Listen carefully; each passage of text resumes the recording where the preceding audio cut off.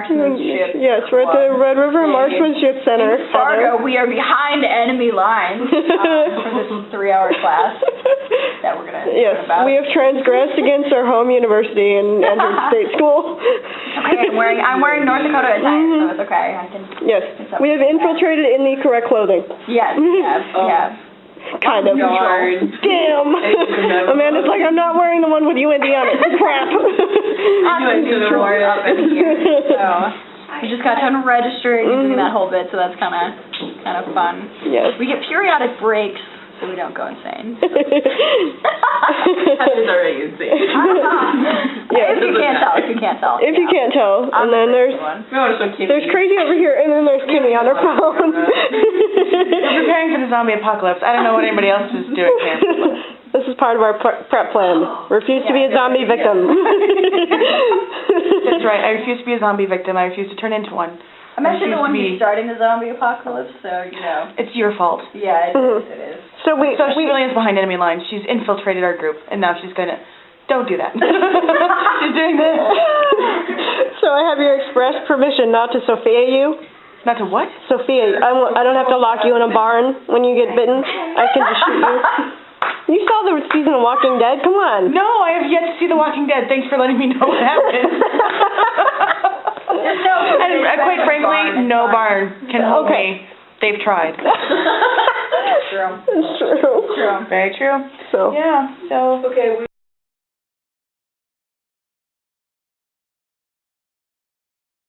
Yeah, no, it's video, so reactions to something. We can take pictures next, I don't know. Reactions to the first part? Yeah, it's reactions to the first part. We're on our first break of the Refuse to be a Victim class. We're all a little giggly. Twix was needed. And it got stuck in the machine, and I'm so angry. That was great so far. Yes.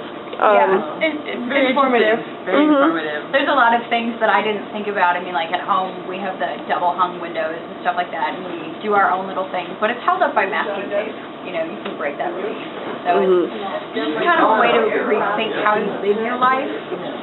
Because I know when I go through my daily life, I walk back from class at like 9 o'clock at night all by myself. Right. Like I walk back at midnight from work, and I'm really conscious about everything going on then. But it was the things like if you live in an apartment, like who's had your keys before, that made me really think like I should probably change my lock. Yeah. It's just stuff you just don't think of like normally.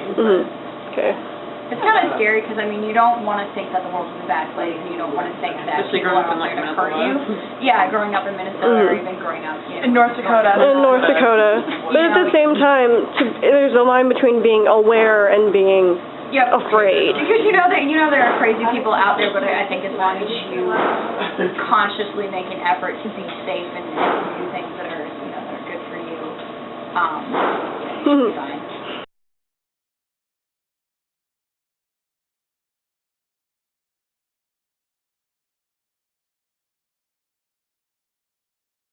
I thought it was fabulous. I think a lot of it really made me more aware of what I do in my own life, because I mean, holy cow, there are things that I do when I'm walking down the street and stuff like that. There are times when I leave, doors unlocked that shouldn't be unlocked just because I don't think about it, because it's really big. Oh my god, it's the biggest head ever.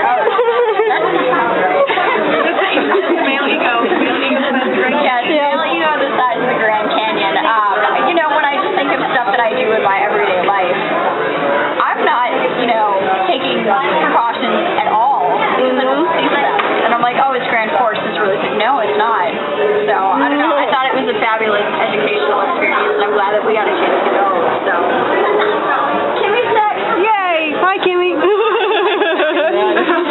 I thought it was really a good refresher course because the safety class stands for self-defense and entering classes and stuff, and then not only picking up things from overhearing other conversations and stuff.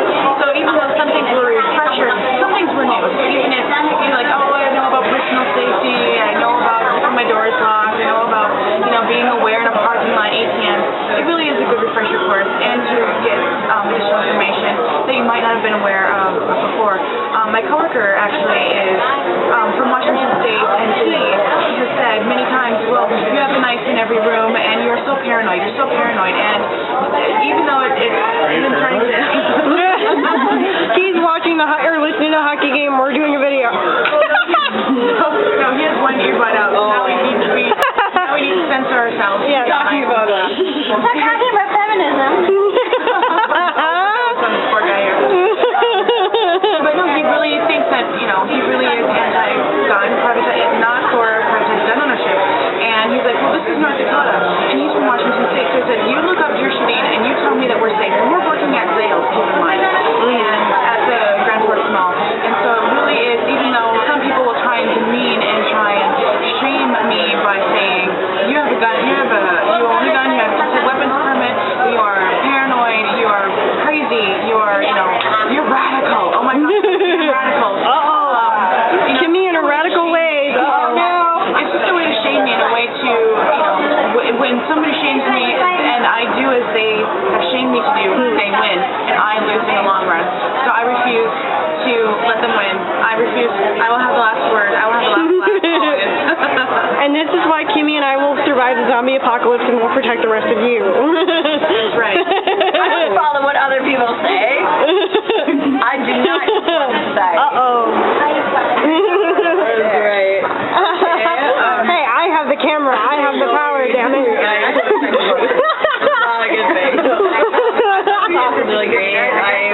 Like Kimmy said, there's a lot of stuff I already knew. My mom used to keep that stuff, and my dad used to make sure we're aware, and I was alert, and she's like looking in her car, like going through the windows and stuff. But there's a few like little things you just never think of, like the separating your wallet, or like who's had your apartment key before you. They might have copies in your apartment. Just things like that you don't think of generally because, Heather said small town, you don't think of it, but it's so true. It's just little things like that that really made the class worthwhile to go to, and just makes you feel safer. You feel much more like empowered and smarter because you just know so much more. But I really enjoyed it. That was great. Okay, who wants to take the power? Am I giving it to him? Uh-oh. This is bad. I'm ceding power. Uh-oh. I'm not a good person to have a camera. Yeah. Yeah, I'm going to agree with everybody. The class is amazing, not only because, it's the little things you don't notice, but it opens up that discussion for women to have. Where do you feel safe? Can I help you feel more safe in a given situation? In something that I have experienced. So, I agree. I think that conversation just cannot stop. That's the thing. We need to go out from this class and go talk to other women and not let that conversation end too early. Yeah, don't make fun of my hand. Oh. I have a big title in talking. Yeah. Yeah. Hand gestures really get the point across. It's okay. Yes.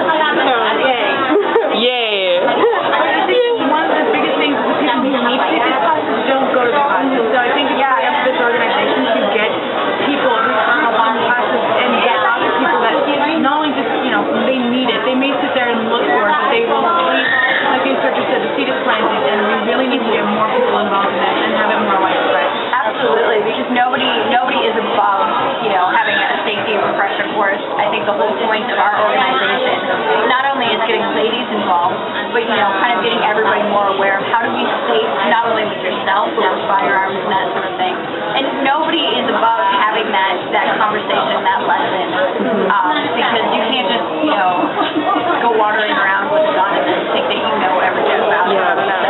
Or take one of these courses and think you know everything, but at the same time, when she mentioned, guys, with the ego of the Grand Canyon, oh, nobody's going to pick on me, nobody's going to harass me, don't kick me underneath the table, okay? But again, those are the type of people that should take this course, just to check. I mean, if you don't check your ego, somebody will check you into the wall. And continue on with the hockey analogy. And I think part of it is you can't take one class and assume that that's enough. You need to train every day and constantly be aware of what's going on around you when you're in a given situation. Like she said, continuously thinking about how you go about your day and like what you can do to like change those things so you're not so vulnerable. There are things that I learned today that I didn't actually know. For example, I didn't know that about 8 years ago, North Dakota took your social security number off of your driver's license and things of that nature. Like, there's a lot of things that, I didn't know that I learned today that got me to think more about how I want to live my life in a safer fashion. So that's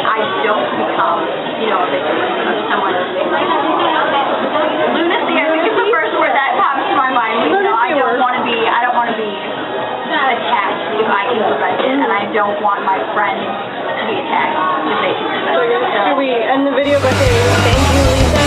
Yeah, thank you so much. Especially